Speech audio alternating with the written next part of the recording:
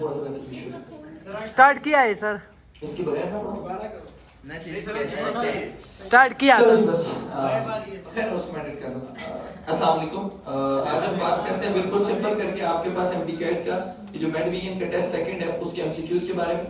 तो उसमें हमने सबसे पहले अभी डिस्कशन की, हमारे पास एक इनहिबिटर सॉरी आपके पास एक कॉम्पिटिटिव इनहिबिटर होता है जिसमें हमने बात की आपके पास मेलोनिक एसिड वो आपके पास किस कैटेगरी से बिलोंग करता है। तो हमने कहा कॉम्पिटिटिव इनहिबिटर से। ऑलरेडी इसमें मैंने अभी डिस्कशन कर ली तो इससे आगे आगे जाते हैं। उसके बाद हमने सेकंड क्वेश्चन ये किया था कि बेटा जो एक्टिव साइट होती है किसकी, एक्टिव साइट जो एंजाइम की एक्टिव साइट होती है उस एक्टिव साइट के ऊपर क्या मौजूद होता है, चार्ज मौजूद होता है। क्या मौजूद होता है मेरे बच्चा, चार्ज मौजूद होता है। किस साइड पे, एक्टिव साइड पे। उसके बाद अगर हम लोग एमसीक्यूज नंबर 3 की तरफ जाएं तो मेरा बच्चा यहाँ पे हमने बायो का एमसीक्यूज लिखा हुआ है कि आपके पास which of the following combined with non-protein part to form functional protein। तो यहाँ पे है कि which of the following, कौन है which of the following आपके पास जो combine करता है, सर जी किसके साथ combine करता है, non-protein part के साथ। तो आपके पास कौन सा ऐसा कंपोनेंट है जो non-protein part के साथ combine करके functional enzyme बनाता है। तो आपने याद रख लेना है एपो एंजाइम। यहाँ पे जो करेक्ट ऑप्शन है वो करेक्ट ऑप्शन आपके पास क्या है बच्चा, एपो एंजाइम। कौन सा एंजाइम है बच्चा, एपो एंजाइम। तो अगर एमडीकैट में क्वेश्चन आ जाए कि सर एपो एंजाइम किसे कहते हैं तो पहला और सिंपल पॉइंट जो एपो एंजाइम है वो आपके पास इनएक्टिव एंजाइम होता है। एंजाइम की इनएक्टिव फॉर्म को हम एपो एंजाइम कहते हैं। और ये किसके साथ बाइंड करता है, ये आपके पास एक नॉन प्रोटीन पार्ट के साथ बाइंड करता है। और जिस नॉन प्रोटीन पार्ट के साथ बाइंड करता है उसे हम कोफैक्टर्स कहते हैं। क्या कहते हैं बच्चा, कोफैक्टर। तो प्रॉपर्ली वन बाय वन इस चीज को मैं डिस्कस करता हूं। उसके बाद अगर हम लोग नेक्स्ट एमसीक्यूज की तरफ चलें तो आपके पास जो एमसीक्यूज नंबर 3 है, 4th है, तो आपने याद रखना इस एमसीक्यूज में ये है कि all of the following sorry यहाँ पे एमसीक्यूज नंबर की कौन से वाला आ गया आपके पास, हमने तीसरा आपने डिस्कस कर लिया था। और चौथे को देखते हैं कि which of the following,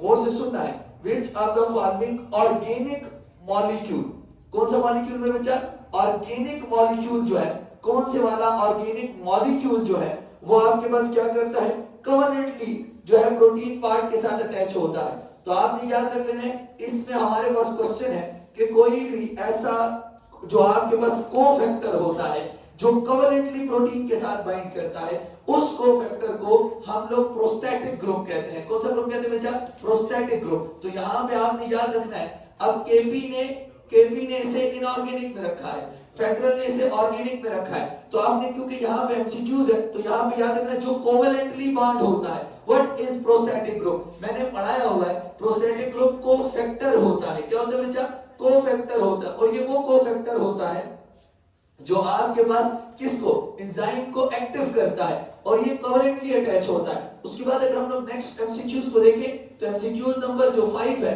उसमें हमसे क्वेश्चन ये पूछा गया कि मेरा बच्चा all of the following statements are true except. तो यहाँ पे ये है कि ऑल ऑफ द फॉलोइंग, जितनी भी स्टेटमेंट्स है, all of the following statements are true. अगर आपके पास कहते हैं एक्सेप्ट, यहाँ पे बात याद रखना किसके अलावा, तो यहाँ पे करेक्ट ऑप्शन है कि एक्टिव साइट हमेशा फ्लेक्सिबल नहीं होती। तो यहाँ पे याद रखना क्यों एक्टिव साइट हमेशा फ्लेक्सिबल नहीं होती, आपने याद रख लेना है यहाँ पे है एक्टिव साइट ऑलवेज फ्लेक्सिबल।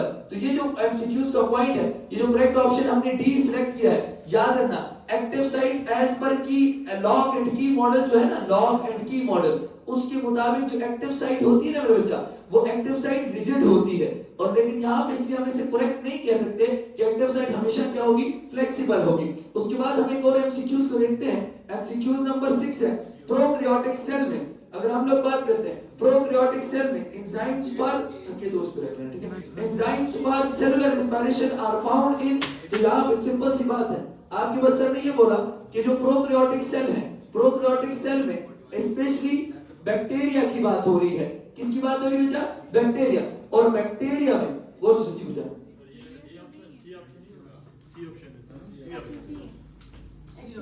अच्छा सॉरी हाँ इधर खैर है ना, करेक्ट ऑप्शन मेंशन कर दिया ना बेटा, करेक्ट ऑप्शन मैंने लिख दिया, पूरा डिटेल में लिख रहा हूं। अच्छा प्रोकैरियोटिक सेल जो बैक्टीरिया होता है उसके अंदर ऐसा कौन सा स्ट्रक्चर होता है जहां पे आपके पास सेलुलर रेस्पिरेशन के एंजाइम्स मौजूद होते हैं। तो आपको पता है मीजोसोम, किसकी बात की, मीजोसोम। और आपने याद रखना है बेटा मीजोसोम का मतलब है इनवर्ड आपके पास इन्वेजिनेशंस होती हैं, इनवर्ड इन्वेजिनेशंस होती हैं। इन इनवर्ड इन्वेजिनेशंस जो आपके पास मौजूद होती है बैक्टीरिया की प्लाज्मा मेम्ब्रेन में। कहां पे मेरे बच्चा?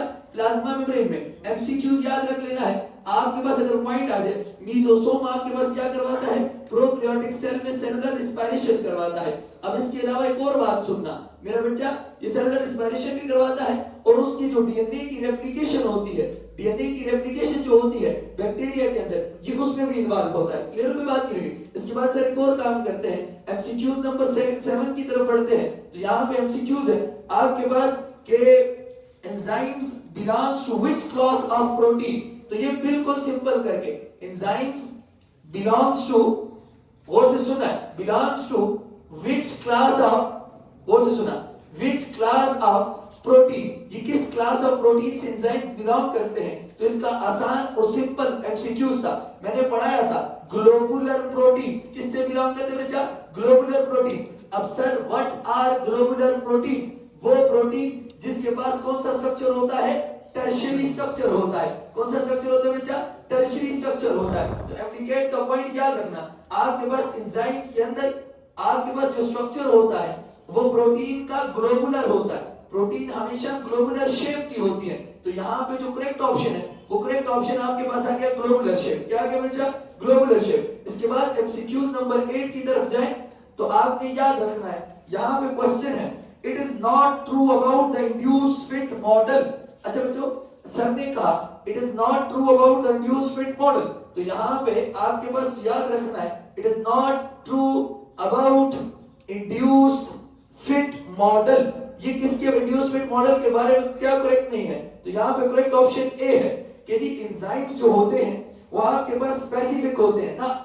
इंड्यूस्ड फिट मॉडल के मुताबिक एंजाइम्स आर लेस स्पेसिफिक, तो ये वाली स्टेटमेंट करेक्ट नहीं है। तो आपने याद रख लेना है कि यहाँ पे ऑप्शन में ये होना चाहिए था, यहाँ पे लिखा हुआ है enzymes are specific in their action. तो ये बात याद रखना है कि एंजाइम्स इंड्यूस्ड फिट के मुताबिक स्पेसिफिक नहीं होते बल्कि उसके मुताबिक लेस स्पेसिफिक होते हैं। क्या होते हैं बच्चा? Less specific. और उसके बाद हम लोग एक और पॉइंट लिखते हैं, एमसीक्यूज नंबर 9 की बात करते हैं। अब जितने लायक बच्चे बैठे हो, according to induced fit model आपके पास the substrate induces change in, induced fit model के मुताबिक, according to induced fit model, induced fit model के मुताबिक सर ने ये कहा इंड्यूस्ड फिट मॉडल सबस्ट्रेट जो होता है वो आपके पास क्या करता है? Induces changes in. तो यहाँ पे जो करेक्ट ऑप्शन है वो करेक्ट ऑप्शन आपके पास सी है। सी ऑप्शन है कि वो एंजाइम के स्ट्रक्चर को चेंज करता है। तो यहाँ पे जो करेक्ट ऑप्शन है वो है एंजाइम्स का जो स्ट्रक्चर होता है ये उसे चेंज करता है। तो सिंपल सी बात है, इंड्यूसेस, ये जो आपके पास ये वाला मॉडल है ये किसको इंड्यूस करता है? एंजाइम्स के स्ट्रक्चर को। किसको मेरा बच्चा? एंजाइम्स के स्ट्रक्चर को। ताकि तो रिप्लेस कर देना, कोई मसला नहीं, ठीक है।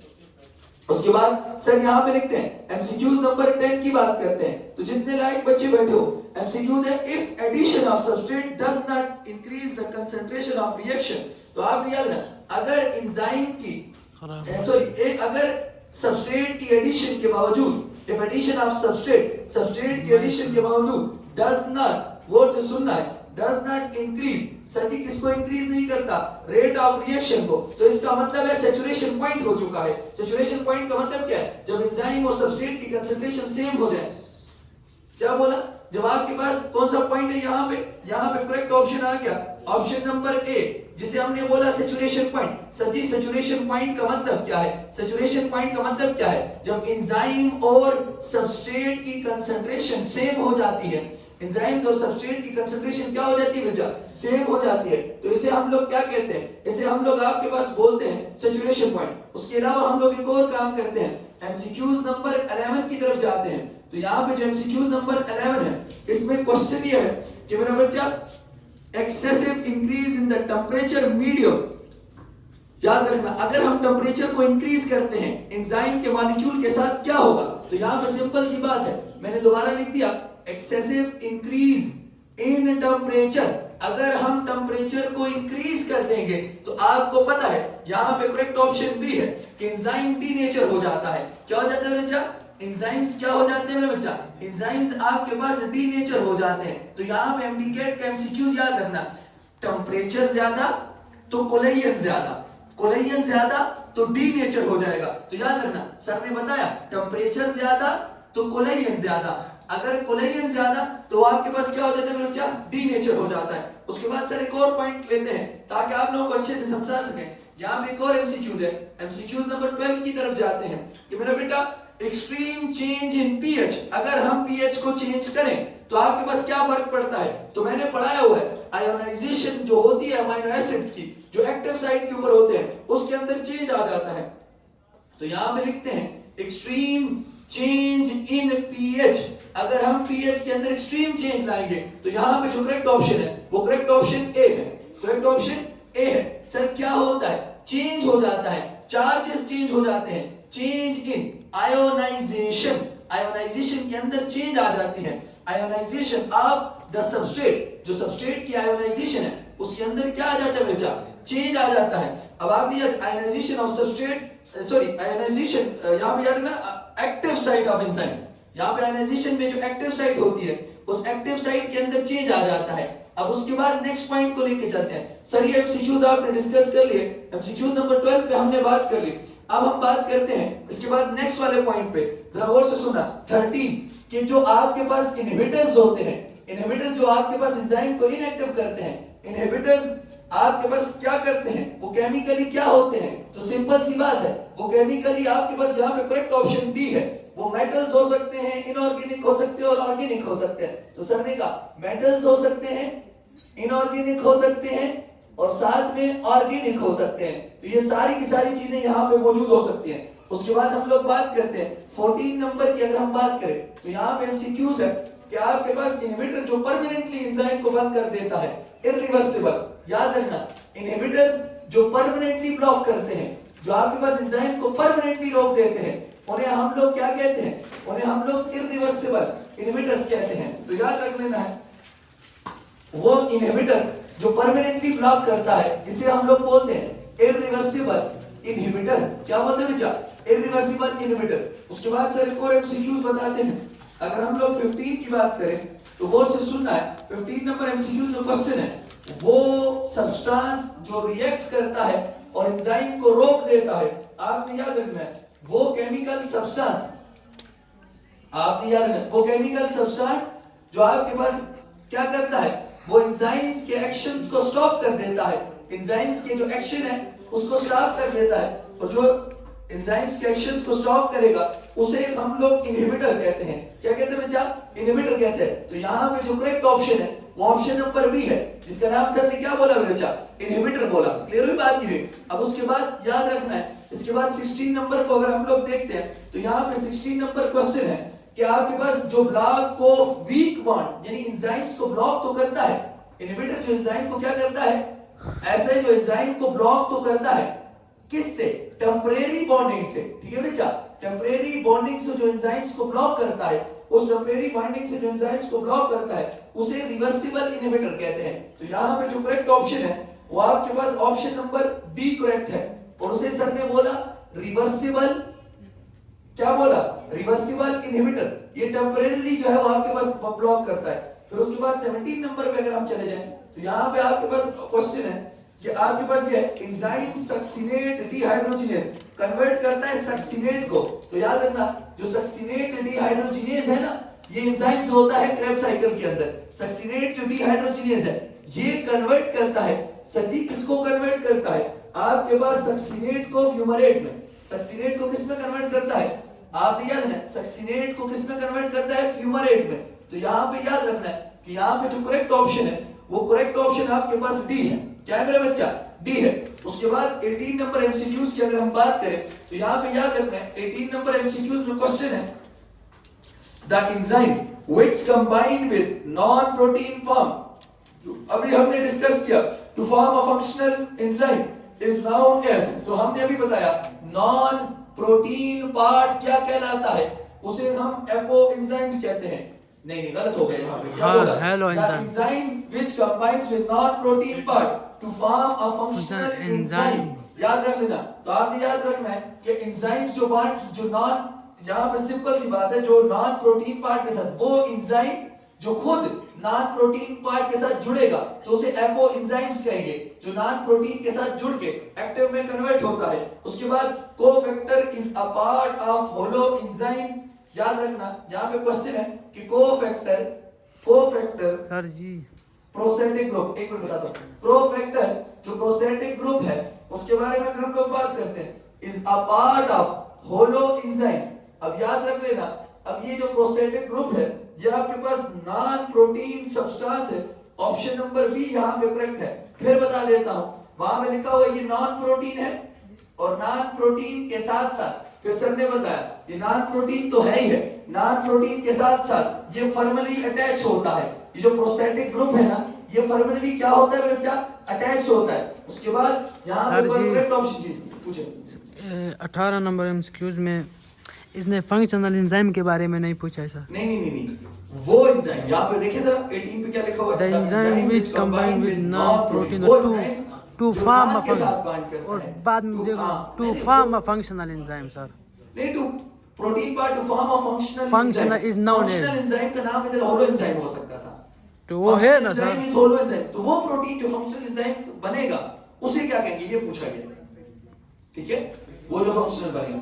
उसके बाद यहाँ पे करेक्ट ऑप्शन को वो से लिखना है सर। यहाँ पे लिखते हैं 20 नंबर है, the substance which is metal ion, और कोफैक्टर होगा ना, द सब्सटेंस वो सब्सटेंस जो असल में क्या है, व्हिच इज मेटल आयन, जो आपके पास क्या है, मेटल आयन है, और आपके पास क्या करता है, नॉर्मल फंक्शनिंग ऑफ एंजाइम में इन्वॉल्व होता है, उसे हम लोग आपके पास एक्टिवेटर कहते हैं। इसे हम लोग क्या कहते हैं बच्चा, एक्टिवेटर। तो यहाँ पे करेक्ट ऑप्शन आपके पास एक्टिवेटर भी कह सकते हैं, और ऑप्शन नंबर यहाँ ए करेक्ट है, जिसे हमने कोफैक्टर बोला। क्या बोला बच्चा, कोफैक्टर। वो जो आपके पास एक्टिव करते हैं उसे सर ने क्या बोला बच्चा, कोफैक्टर। उसके बाद सर एक और काम करते हैं, 21 नंबर एमसीक्यूज को जरा देखना बेटा।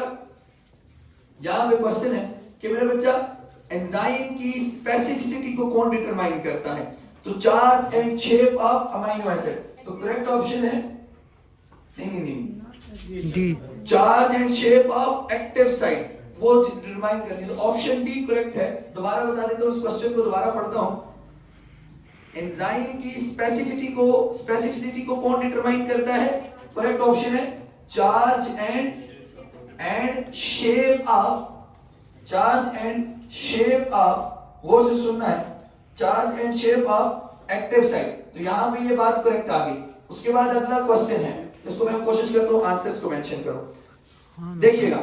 उसके बाद अगर हम 22 की देखेंगे, एक्टिवेटर्स जो होते हैं वो कहां से ड्राइव्ड होते हैं, activators are usually derived from, तो आप याद रखें मेटल्स। क्या मेरे बच्चा, मेटल एक्टिवेटर्स होते हैं, जिसमें आयरन, कॉपर, जिंक, आपके पास आयरन, कॉपर और जिंक हो गया, मैग्नीशियम हो गया, ये सब के सब। तो यहाँ पे करेक्ट ऑप्शन है डी। जी बेटा, यहाँ पे करेक्ट ऑप्शन क्या है, डी। उसके बाद एक और एमसीक्यूज है, 20 कौन सा वाला आ गया, 21 था, 23 नंबर। अब याद रखना, ये जो 23 नंबर एमसीक्यूज है, इसमें क्वेश्चन है enzymes dash the activation energy of chemical reaction. तो एंजाइम्स क्या करते हैं, एक्टिवेशन एनर्जी को कम करते हैं। तो यहाँ पे 23 का करेक्ट ऑप्शन आपके पास क्या आ गया, आपके पास सी है, और सी का मतलब आ गया डिक्रीज। क्या मेरा बच्चा, डिक्रीज करते हैं। उसके बाद आ गया एक और क्वेश्चन है, अ 3 dimensional cavity bearing a specific charge by which the enzyme react with its substrate। तो आपने याद रखना है, इसे एक्टिव साइट कहते हैं। 3 डायमेंशनल जो कैविटी होती है, इसका नाम क्या है, एक्टिव साइट। तो करेक्ट ऑप्शन आपके पास क्या है, एक्टिव साइट। दोबारा बता देता हूं, एक्टिव साइट एंजाइम्स का वो हिस्सा होता है जो आपके साथ सबस्ट्रेट के साथ भी बाइंड करता है और आपके साथ इनहिबिटर्स के साथ भी बाइंड करता है। अब आपने याद रख लेना है, और बास केसेस में कोफैक्टर्स के साथ बाइंड करता है, और जिस कोफैक्टर के साथ बाइंड करता है उसे कोएंजाइम कहते हैं। क्या कहते हैं बच्चा, कोएंजाइम। इसमें देखो पास है, पास कर लो। causes the activation of catalytic site। ठीक है, कौन सा स्टेप एक्टिवेशन करता है, किसकी स्टार्ट हुआ है, अच्छा which step causes the activation of catalytic site of enzyme। तो यहाँ पे ऑप्शन नंबर सी है कि जब आपके पास फॉर्मेशन होती है किसकी मेरे बच्चा, फॉर्मेशन ऑफ ES कॉम्प्लेक्स। अब जो बच्चे नहीं थे उन्हें बता दूं, आपके पास एंजाइम का रिएक्शन ऐसे होता है कि पहले एंजाइम और सबस्ट्रेट मिलते हैं और ES कॉम्प्लेक्स बनाते हैं। इसके बाद एंजाइम सबस्ट्रेट कॉम्प्लेक्स के बाद एंजाइम प्रोडक्ट कॉम्प्लेक्स बनता है, और इस एंजाइम प्रोडक्ट कॉम्प्लेक्स के बाद एंजाइम्स अलग हो जाते हैं और प्रोडक्ट्स अलग हो जाते हैं। अब ये पूरा स्टेप है, तो कहते हैं इस स्टेप के होने के बाद आपके पास जो है वो कैटालिटिक साइट एक्टिवेट होती है। अगला क्वेश्चन है वही बता दिया, लॉक एंड की मॉडल कौन किसने प्रपोज किया था? लॉक एंड की मॉडल को प्रपोज किसने किया था? तो ऑप्शन नंबर ए करेक्ट है। लॉक एंड की मॉडल जो एमएल फिशर ने करेक्ट किया था। किसने करेक्ट किया था बेटा? एमएल फिशर जो थे उन्होंने इस मॉडल के बारे में करेक्शन की थी, या इस मॉडल को उन्होंने प्रपोज किया था। बेटा उसके बाद 27 एमसीक्यूज है कि कौन सी स्टेटमेंट इनकरेक्ट है लॉक एंड की मॉडल के मुताबिक? तो ऑप्शन बी है कि it explain the mechanism of every chemical reaction. तो ऑप्शन डी, यहां पे जरा गौर से सुनना है, यहां पे हम बात करते हैं कि ऑप्शन डी यहां पे करेक्ट नहीं है, क्योंकि ये हर एक रिएक्शन को एक्सप्लेन नहीं करता, ये कुछ रिएक्शंस को एक्सप्लेन करता है। It explains the mechanism of, गौर से सुनना है, mechanism of every chemical reaction. ये हर केमिकल रिएक्शन के मैकेनिज्म को क्या करता है? एक्सप्लेन करता है। फिर अगला क्वेश्चन आ गया, क्वेश्चन नंबर 28 कि मैलोनिक एसिड, ये हमने पहले भी पढ़ लिया है, मैलोनिक एसिड एक कॉम्पिटिटिव इनहिबिटर है। क्या है बच्चा? एक कॉम्पिटिटिव क्या है? इनहिबिटर है। उसके बाद एक नेक्स्ट एमसीक्यूज है, 29 नंबर एमसीक्यूज को देखना। वही बताया जो एक्टिव साइट के साथ बाइंड करता है, ऐसा सब्सटेंस जो एक्टिव साइट के साथ बाइंड करके एंजाइम को स्टॉप करेगा उसे कॉम्पिटिटिव इनहिबिटर कहते हैं। तो यहाँ पे करेक्ट ऑप्शन है बेटा प्लीज कॉम्पिटिटिव इनहिबिटर। तो यहाँ पे आपके पास जो करेक्ट ऑप्शन है उसे हम लोग कॉम्पिटिटिव इनहिबिटर कहते हैं। फिर 30 नंबर एमसीक्यूज को देखना, what is meant by enzyme denaturation. यहाँ पे बच्चे गलती करते हैं। एंजाइम डीनेचुरेशन का मतलब है, क्योंकि एंजाइम आपको मैंने भी पढ़ाया ग्लोबुलर प्रोटीन है और ग्लोबुलर प्रोटीन का टर्शियरी स्ट्रक्चर होता है, याद है कि नहीं याद है? तो यहाँ पे करेक्ट ऑप्शन सी है कि एंजाइम अपनी टर्शियरी स्ट्रक्चर को लूज करता है। यहाँ पे पेप्टाइड बॉन्ड की बात नहीं हो रही, यहाँ पे सेकेंडरी प्रोटीन की बात नहीं हो रही। जब एंजाइम अपना लूज करता है टर्शियरी स्ट्रक्चर, कौन सा स्ट्रक्चर बच्चा? Tertiary structure. इधर हमने ऑप्शन याद रखना है, इसे डीनेचुरेशन कहते हैं। फिर 31 नंबर एमसीक्यूज है, मैग्नीशियम क्या चीज है? मैग्नीशियम एक एक्टिवेटर है, मेटल एक्टिवेटर। तो magnesium is a metal activator. Magnesium आपके पास एक मेटल एक्टिवेटर है, ये पॉइंट भी क्लियर हो गया। फिर उसके बाद 32 को अगर हम लोग देखते हैं, वो enzyme with its cofactor removed is called. अगर एंजाइम से कोफैक्टर को निकाल दें तो पीछे जो बचेगा उसे हम लोग एपो एंजाइम्स कहेंगे। फिर 33 को जरा गौर से देखना है आपके पास, which of the following best describe competitive inhibitor. तो कॉम्पिटिटिव इनहिबिटर का स्ट्रक्चर जो होता है वो रिजेंबल करता है सबस्ट्रेट के साथ। तो यहाँ पे करेक्ट ऑप्शन है कि आपके पास please resembles structurally with substrate. अब सर ये आपने बात तो कर दी, ये स्ट्रक्चरली सबस्ट्रेट के साथ रिजेंबल करता है। फिर 34 नंबर एमसीक्यूज को देखना, these forms weak linkages with enzyme। कौन आपके पास weak linkages बनाता है? तो रिवर्सिबल इनहिबिटर। प्लीज यहाँ पे आपके पास बी करेक्ट ऑप्शन है, जिसमें सर ने क्या बोला? रिवर्सिबल आपके पास इनहिबिटर्स। क्या बोला बच्चा? रिवर्सिबल इनहिबिटर जो होते हैं वो वीक बॉन्ड बनाते हैं। 35 को देखना, निकोटीन या NAD is an example of coenzyme. NAD जो होता है बेसिकली एक NAD आपके पास एक डाइन्यूक्लियोटाइड है, और डाइन्यूक्लियोटाइड की बात करें आपने याद रख लेना, ये डाइन्यूक्लियोटाइड एक्ट करता है कोएंजाइम की तरह। कोएंजाइम मैंने पढ़ाया था, कोएंजाइम एक कोफैक्टर होता है जो कि ऑर्गेनिक होता है, जो कि क्या होता है बच्चा? ऑर्गेनिक होता है। फिर 36 नंबर एमसीक्यूज को जरा गौर से देखना, वो बॉन्ड जो एंजाइम्स और प्रोस्टेटिक ग्रुप के दरमियान बनता है, उस बॉन्ड को एंजाइम्स और जो प्रोस्टेटिक ग्रुप है इसके दरमियान जो बॉन्ड बनता है, एंजाइम्स और प्रोस्टेटिक ग्रुप के दरमियान जो बॉन्ड बनता है, इस एंजाइम और प्रोस्टेटिक ग्रुप के दरमियान जो बॉन्ड बनता है उस बॉन्ड को हम लोग कहते हैं कोवेलेंट बॉन्ड। कौन सा बॉन्ड कहते हैं बच्चा? Covalent bond. तो इनके दरमियान जो बॉन्ड बनेगा उसे कोवेलेंट बॉन्ड कहते हैं। अगला question, lock and key model दोबारा रिपीट हो गया है, तो वही ऑप्शन है, ऑप्शन बी। एमएल फिशर ने इसे प्रपोज किया था फर्स्ट टाइम, ठीक है। उसके बाद 38 नंबर एमसीक्यूज को देखना, the complex that forms when a substrate bind to enzyme। अभी बताया एंजाइम सबस्ट्रेट कॉम्प्लेक्स, तो वो कॉम्प्लेक्स गौर से सुना, द कॉम्प्लेक्स, उस कॉम्प्लेक्स को हम लोग कौन सा कॉम्प्लेक्स कहेंगे? एंजाइम सबस्ट्रेट कॉम्प्लेक्स, जब एंजाइम सबस्ट्रेट के साथ बाइंड करता है। उसके बाद नेक्स्ट क्वेश्चन है कि आपके पास enzyme do not affect, enzyme का कोई रोल नहीं होता सबस्ट्रेट की कंसंट्रेशन में और प्रोडक्ट की कंसंट्रेशन में, वो तो इक्विलिब्रियम को तो चेंज नहीं करता, बस रेट को तेज करता है। तो यहाँ पे किसका कोई इफेक्ट नहीं है, तो 39 वाला जो ऑप्शन है उसमें याद रखना सी ऑप्शन है। अब अगली बात आ गई 40, फिर वही है, इसको आप देख लेना। उसके बाद 41 नंबर एमसीक्यूज को देखते हैं। In lock and key model of enzyme activity the substrate act as, अभी याद रखना सबस्ट्रेट आपके पास बिहेव करता है की तरह और एंजाइम बिहेव करता है लॉग की तरह। अब आप मैंने कह दिया था बुक में सर वो की है, बस आप इसको इस तरह सॉल्व करें। मैं इस वीडियो में भी अगर बना रहा हूं ना तो उसका मतलब है जस्टिफाई करूंगा, इसको जस्टिफाई करेंगे, आप बेफिक्र हो जाए। सर जी न्यू बुक के अकॉर्डिंगली सबस्ट्रेट इज अ की, मैंने ये सब पढ़ाया है। अच्छा उसके बाद 42 को अगर हम लोग देखते हैं तो आपके पास ये ग्लाइकोलाइसिस, हां अब बायोएनर्जेटिक्स आ गए, ठीक है बेटा।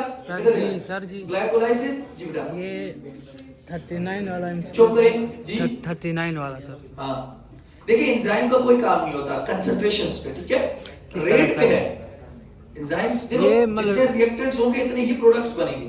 तेज बनना इज द एंजाइम्स काम, ठीक है, तेज बन रहे हैं या स्लो बन रहे हैं, इसलिए एंजाइम का कोई इफेक्ट नहीं होता, कंसंट्रेशंस पे तो कोई इफेक्ट नहीं होता।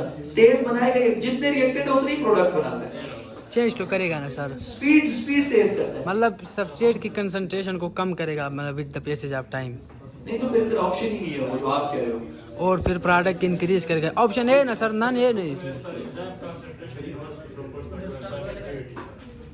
वो एंजाइम के साथ नहीं रहेगा रिएक्शन, यहां सर जी, प्रोडक्ट की बात हो रही है। सर देखो, जी यहाँ इस क्वेश्चन में एंजाइम और प्रोडक्ट की बात नहीं, सबस्ट्रेट और प्रोडक्ट की बात। सर जी। ओ भाई एंजाइम्स मेंटेन द इक्विलिब्रियम, ये क्वेश्चन है ना, बस बात खत्म। एंजाइम इक्विलिब्रियम को मेंटेन करता है तो इसका कोई इफेक्ट नहीं होता, ठीक है। अब उसके बाद याद रखना 42 एमसीक्यू से बचा आप लोग, 42 की बात करते हैं तो ग्लाइकोलाइसिस में ग्लूकोज किस में कन्वर्ट होता है, पायरुवेट में। ग्लूकोज किस में कन्वर्ट होता है, पायरुवेट में। आपके पास 43 वाले को जरा देखना कि आपके पास before entering the Krebs cycle pyruvate किस में कन्वर्ट होता है, एसिटिक एसिड में, जिसे इनडायरेक्टली हमने वहां पे एसिटाइल कोएंजाइम ए पढ़ा हुआ है। अब आपने याद रखना है। उसके बाद हम 44 को देखते हैं कि total NADH form by 1 glucose molecule in Krebs cycle. आपको पता है एक ग्लूकोज के लिए 2 क्रेब्स साइकिल होते हैं, याद है कि नहीं याद है, और एक क्रेब्स साइकिल में 3 NADH बनते हैं, और इसका मतलब है 2 क्रेब्स साइकिल में 6 बनेंगे। तो यहाँ पे 6 NADH जो है वो करेक्ट है, यहाँ पे सर ने कहा यहाँ पे करेक्ट ऑप्शन 6 NADH है। फिर उसके बाद प्लीज जी हम 44 नंबर एमसीक्यूज को देखते हैं और यहाँ पे आप लोगों को बताते हैं 44 नंबर एमसीक्यूज में क्वेश्चन ये है टोटल, अच्छा हो गया 44 हो गया। 45 नंबर को हम देखते हैं इलेक्ट्रॉन को कौन रिसीव करता है इलेक्ट्रॉन ट्रांसपोर्ट चेन में, तो ऑक्सीजन जो होता है फाइनल इलेक्ट्रॉन एक्सेप्टर है। ऑक्सीजन आपके पास क्या है, फाइनल इलेक्ट्रॉन क्या है, एक्सेप्टर है। 46 को देखना the end product of glycolysis, glycolysis का एंड प्रोडक्ट क्या होता है, अभी बताया एंड प्रोडक्ट है आपके पास पायरुवेट जो है वो आपके पास एंड प्रोडक्ट है। 47 को देखना आपके पास क्वेश्चन आ गया FADH जो होता है वो जो प्रोड्यूस होता है वो किस फेज में प्रोड्यूस होता है, जब सक्सिनेट जो है वो फ्यूमरेट के अंदर कन्वर्ट होता है तो आपके पास क्या बनता है, तो आपके पास जो है सक्सिनेट फ्यूमरेट में जब कन्वर्ट होता है तो आपके पास FADH बनता है, क्लियर। उसके बाद सर ने कहा 48 को देखना एवरी मॉलिक्यूल ऑफ NADH के मॉलिक्यूल से एज पर Kp और एज पर MT के 3 ATPs बनती है हर मॉलिक्यूल से। फिर 49 को देखना है कि इलेक्ट्रॉन एक्सेप्टर जो प्राइमरी रिस्पिरेटरी चेन के अंदर होता है, तो वही वाली बात है, मैंने थोड़ा सा चेंज किया है, ऑक्सीजन है। आपको पता है कि TC के अंदर आपके पास ऑक्सीजन ही होगा, याद रख लेना है। उसके बाद 50 नंबर एमसीक्यूज को देखते हैं। हाँ जी, oxidative phase of glycolysis start with dehydrogenation. तो मैंने पढ़ाया हुआ है जब G3P की डीहाइड्रोजिनेशन करते हैं, ग्लाइसरॉल्डिहाइड 3 फास्फेट की हम डीहाइड्रोजिनेशन करते हैं, तो उस डीहाइड्रोजिनेशन की वजह से आपके पास ये प्रोडक्ट बनता है। फिर 51 की बात करते हैं, जितने लायक बच्चे यहाँ पे मौजूद हो 51 की अगर हम बात करें तो यहाँ पे which one of the following is the stage of cellular respiration for which oxygen is not essential। तो ग्लाइकोलाइसिस में हमें ऑक्सीजन की जरूरत नहीं होती। ग्लाइकोलाइसिस एनारोबिक में भी इन्वॉल्व होता है और एरोबिक रिस्पिरेशन में भी इन्वॉल्व होता है। फिर 52 को देखना क्वेश्चन है malate is oxidized by dash 2 oxaloacetate in Krebs cycle। तो malate में NAD जाता है और खुद को किस में कन्वर्ट कर देता है, NADH में। तो उस वक्त इसकी रिडक्शन करवाता है। आपके पास नेक्स्ट आ गया, इसकी खुद की रिडक्शन होती है। तो यहाँ पे करेक्ट ऑप्शन आपके पास NAD है ना बेटा, NAD। तो यहाँ पे करेक्ट ऑप्शन सी। मैंने ट्रिक से सिखाया था आपको, जितना रेस्पिरेशन की कहानी होगी उसमें NAD होगा और जितनी फोटोसिंथेसिस की कहानियां होंगी उनमें NADP होना चाहिए। उसके बाद सर ने कहा 53 को अगर आप गौर से देखते हैं, in electron transport chain the electron from NADH and FADH is pass to coenzyme Q। याद रखना है, बाकियों में सेम नहीं है, बाकियों में किसी ने किसी और को दिया है पहले। अब याद रखना, ये कोएंजाइम Q को ये दोनों के दोनों जो है वो डोनेट करते हैं अपने NADH और FADH अपने इलेक्ट्रॉन्स को। फिर 54 को देखना, कैरियर्स ऑफ रेस्पिरेटरी चेन्स कहां पे मौजूद होते हैं, ETC यानी कहां पे होती है, इनर मेम्ब्रेन में। ETC आपके पास इनर मेम्ब्रेन में होती है। उसके बाद सारे काम करते हैं आपको सिखाने के लिए। 55 नंबर MCQs पूछते हैं कि मेरा बच्चा ग्लाइकोलाइसिस का मतलब क्या है। ग्लाइकोलाइसिस किसको किस में कन्वर्जन करने का नाम है, ग्लूकोज को पायरुवेट में कन्वर्ट करने का नाम है। उसके बाद 56 नंबर MCQs को देखते हैं। Citric acid cycle acetyl coenzyme A combines with oxaloacetate. ये किसके साथ कंबाइन होता है, ऑक्सैलोएसीटेट के साथ क्या होता है, कंबाइन होता है। 57 को देखना, the process that uses the membrane to couple redox reaction to ATP production. तो ऑक्सीडेटिव फास्फोराइलेशन की वजह से ATP बनती है। ऑक्सीडेटिव फास्फोराइलेशन की वजह से इलेक्ट्रॉन ट्रांसपोर्ट चेन में ATP बनती है। अगर उसके बाद 58 नंबर को आप देखें, इन ग्लाइकोलाइसिस द ग्लूकोज, फिर वही वाला क्वेश्चन चला है, इसको गो थ्रू करते हैं।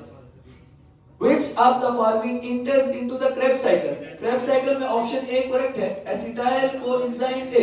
कौन मेरा बच्चा, एसिटाइल कोएंजाइम A। फिर 59 को देखना, alcoholic fermentation is found in, पढ़ाया था, yeast cells में। कहां पे होती है बच्चा, yeast cell में। फिर 60 नंबर MCQs को देखना, क्या अच्छा बता दे इसका 60 बता दे। 61 को देखना, fumarate is converted into malate by hydration. Hydration बेटा, हाइड्रेशन होता है वहां पे पानी की वजह से। उसके बाद नेक्स्ट देखना, सर ने एक और बात बोली, ATP कंज्यूम ड्यूरिंग ग्लाइकोलाइसिस।